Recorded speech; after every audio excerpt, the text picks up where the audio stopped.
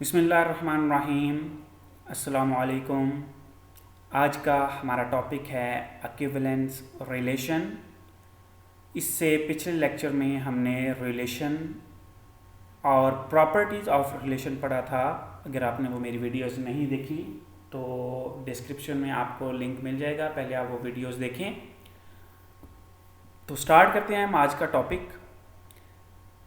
Definition है equivalence relation की। A relation on a set A is called an equivalence relation if it is reflexive, symmetric and transitive. अगर हमारे पास जो relation है वो reflexive होगा for all A belongs to A, where A का relation with A हो, और अगर हमारे पास रिलेशन जो है वो सिमेट्रिक होगा वेयर अगर A का रिलेशन विद B हो तो B का रिलेशन विद A होना चाहिए, और अगर ट्रांजिटिव होगा कि अगर A का रिलेशन विद B है एंड B का रिलेशन विद C है तो A का रिलेशन विद C होना चाहिए। तो ये प्रॉपर्टीज़ थी रिलेशन की जो कि हमने लास्ट लेक्चर में पढ़ी थी।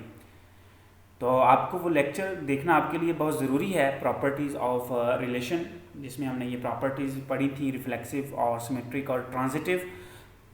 तो अगर ये तीन प्रॉपर्टीज़ किसी रिलेशन पे तीनों होल्ड करती हैं तो उस रिलेशन को हम कहेंगे कि ये इक्विवेलेंस रिलेशन है।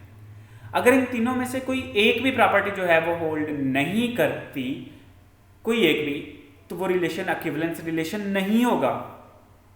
ओके, हम एक एग्जांपल देखते हैं। Let R be a relation on the set of real numbers such that A relation with B है if and only if A minus B is an integer. Is R an equivalence relation? तो ये जो मेरे पास relation है, इस relation में वो element हैं कि जब हम फर्स्ट एलिमेंट में से सेकंड एलिमेंट को माइनस करते हैं तो आंसर एक इंटीजर आता है। एज एन एग्जांपल, मैं 3 में से 2 को माइनस करता हूँ तो आंसर 1 आता है, तो वो 3 2 इस रिलेशन में है।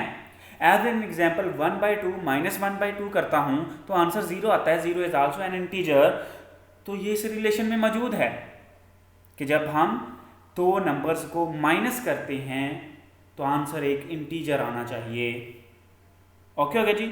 तो हम चेक करते हैं कि क्या ये रिलेशन जो है वो इक्विवेलेंस रिलेशन है। तो इसके लिए मेरे पास जो सबसे पहली प्रॉपर्टी है वो है रिफ्लेक्सिव होना। तो as A minus A is equal to 0, अगर मैं सेम एलिमेंट को सेम एलिमेंट में से माइनस करता हूं तो मेरे पास 0 आता है, 0 इज इंटीजर। इसका मतलब है कि सेम एलिमेंट उस रिलेशन में होंगे। ठीक हो गया जी। As A minus A is 0 is an integer for all real number A. कोई से भी दो रियल नंबर्स ले लें, सेम एलिमेंट में से सेम एलिमेंट को माइनस करें तो आंसर 0 आता है, 0 इज इंटीजर। तो हमने जो रिलेशन डिफाइन किया हुआ है वो ऐसा ही है कि दो एलिमेंट्स को अगर आप माइनस करते हैं तो आंसर एक इंटीजर आना चाहिए, वो एलिमेंट उस सेट में पड़े हुए हैं। सो ए आर ए मीन्स ए का रिलेशन विद ए है for all real number, hence R is reflexive. Similarly है as A let A R B, A का रिलेशन विद बी है then A minus B is an integer.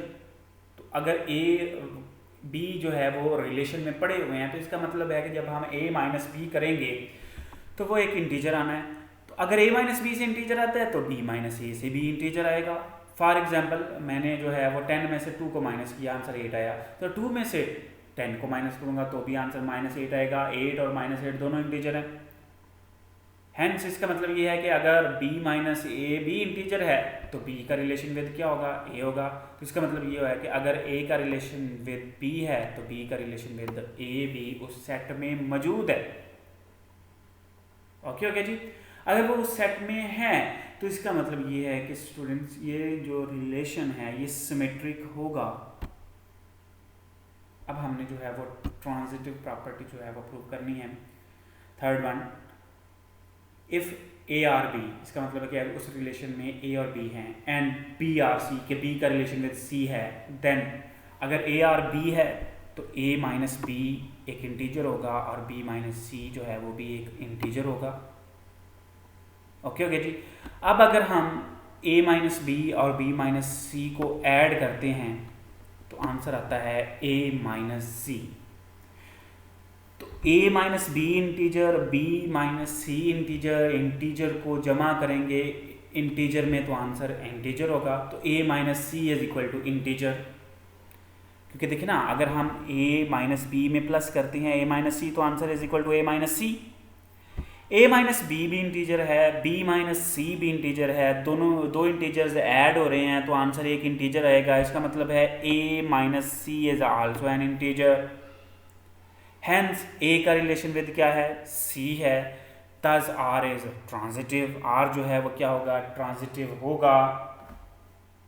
अगर are reflexive भी है, symmetric भी है, transitive भी है तो आर जो है वो क्या होगा, इक्विवेलेंस। हम एक और एग्जांपल देखते हैं। Is the relation R is equal to A B where A divides B and A B are positive integers. A B जो है वो एक ऐसा रिलेशन है जिसमें ए जो है वो डिवाइड करता है बी को, और ए और बी पॉजिटिव इंटीजर्स हैं। मतलब ए और बी में वो एलिमेंट्स पड़े हुए हैं कि फर्स्ट एलिमेंट सेकंड एलिमेंट को डिवाइड करता है। जैसे 2 डिवाइड करता है 10 को, जैसे 5 डिवाइड करता है 15 को, जैसे 6 डिवाइड करता है 24 को। इस रिलेशन में 7 और 10 नहीं होंगे, 7, 10 क्यों, 7 डिवाइड नहीं करता 10 को।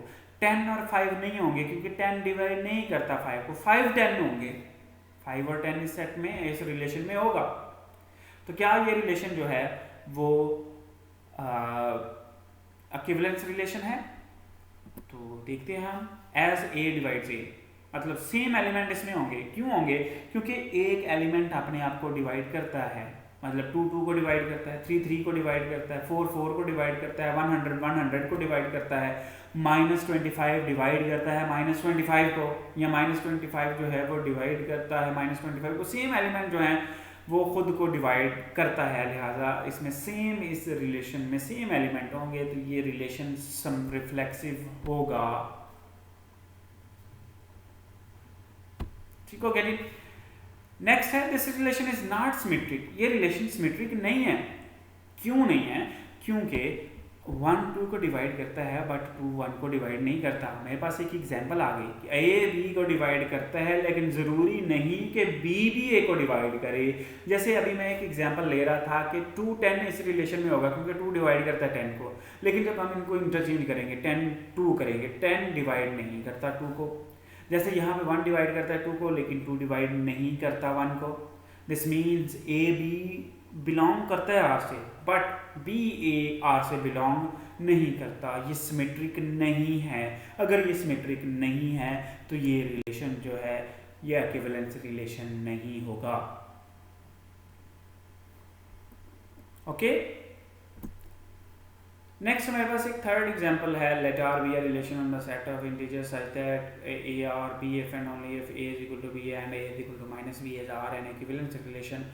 तो ये मेरे पास एक रिलेशन है। इस रिलेशन के बारे में हमने लास्ट लेक्चर में प्रूव किया हुआ है कि ये रिफ्लेक्सिव भी है क्योंकि A is equal to B है। ये सिमेट्रिक भी है क्योंकि A is equal to minus B है, तो minus B equal to A होगा।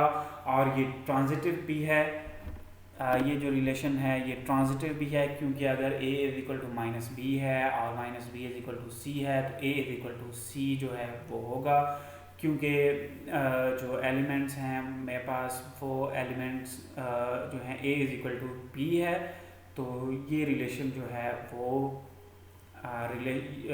ट्रांजिटिव भी है, रिफ्लेक्सिव भी है और सिमेट्रिक भी है। इसको आप जो है वो प्रूव कर सकते हैं आसानी से। ये रिलेशन इक्विवेलेंस रिलेशन है। क्वेश्चन नंबर 3 है, is the relation less than equal to, means relation है कि जब A less than equal to A less than equal to B हो तो क्या ये रिलेशन जो है वो इक्विवेलेंस रिलेशन होगा? तो नो, ये रिलेशन इक्विवेलेंस रिलेशन नहीं है। ये हम लास्ट लेक्चर में प्रूव कर चुके हैं कि ये सिमेट्रिक नहीं है। क्यों सिमेट्रिक नहीं है? क्योंकि if A is less than equal to B हो तो B less than equal to A वाला पेयर इस रिलेशन में नहीं होगा, जिसकी वजह से ये रिलेशन जो है वो इक्विवेलेंस रिलेशन नहीं है।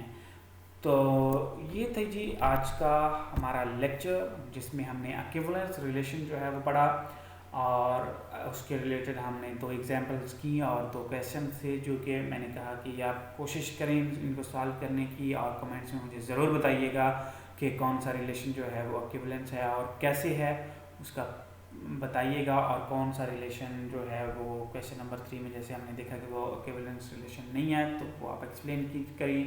कमेंट में कि ये रिलेशन जो है वो इक्विवेलेंस क्यों नहीं है। तो ये था जी आज का हमारा टॉपिक। मैं आपसे इजाज़त चाहूँगा अगले टॉपिक के लिए। अल्लाह।